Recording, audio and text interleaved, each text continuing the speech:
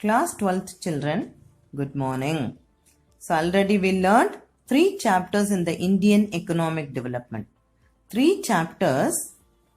So how many marks will be coming from the 3 chapters? First 3 chapters, first part of the Indian economic development, 12 marks will be coming in that part. So now we have to move on to the second part of the Indian economic development. The 4th chapter is the poverty. Okay, so what is called as the poverty? Inability. So what is called as a poverty? Inability to fulfill the minimum requirements of life. Which are our minimum requirements? The basic needs. Which are they? So, first one is the food, shelter, clothing, education, and health. 5 basic needs are there. Food, shelter, clothing, education, and health. Okay, if it is not getting by a person in our country, he comes under the poverty. He is considered himself as a poor person. Okay, then what are the types? Major types of the poverty. One is called as the relative poverty. One is called as the relative poverty. So, how can we explain the relative poverty? We are all comparing the person along with the different classes and different regions with the different countries. See, if you are comparing classes to classes, region to region, countries to country, in that way once you are comparing, that time it is called as the relative poverty. But the second type of poverty is called as the absolute poverty. Here, the poverty is measured with the help of poverty line. What is called as a poverty line? A cutoff point on the line of distribution. What is called as a poverty line? A cutoff point on the line of distribution. Which are the things are coming under the distribution? Income and wealth should be distributed equally. So in the distribution category, which are the concepts will be coming? Income as well as the wealth should be distributed equally.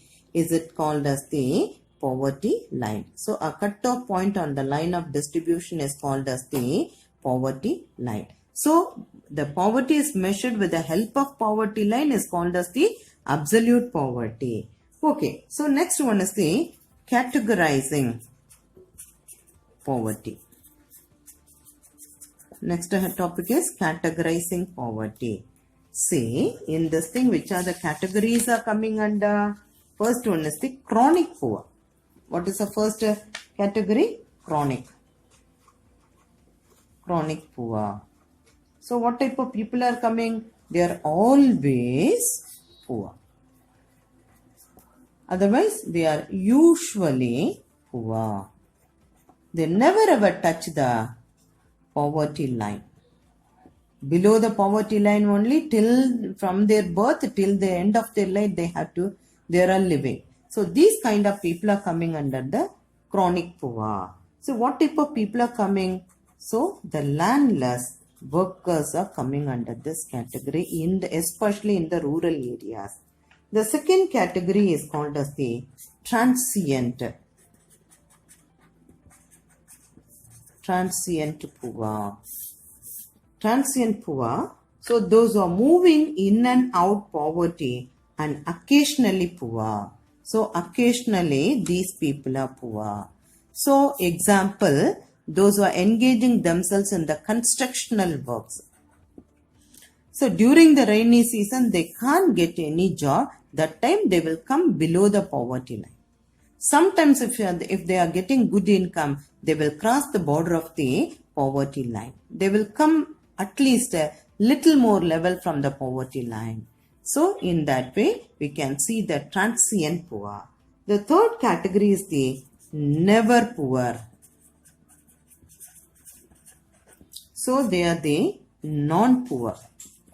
Never ever touch the border of the poverty line. So above poverty line they will live. So three categories of the poverty, poor people. One is the chronic poor. Transient poor is the second one. Never poor will be the third category. Next one is come to the rural poor. Rural poor. So the landless agricultural workers are coming under the rural poor. So urban poor, who and all coming? The migrant people. Migrant people, they are all coming under the category of the urban poor. So why they are all coming? In order to get the employment. So even casual factory workers in the rural, urban areas also coming under. Then the street vendors also. Also they are coming under the urban poor. Okay, what are the causes of poverty? Already we studied. So here the vicious circle of poverty will help you a lot. What is the question? Causes of poverty. What are the causes of poverty? So you know very well which one will help you. The vicious circle, because of the population growth.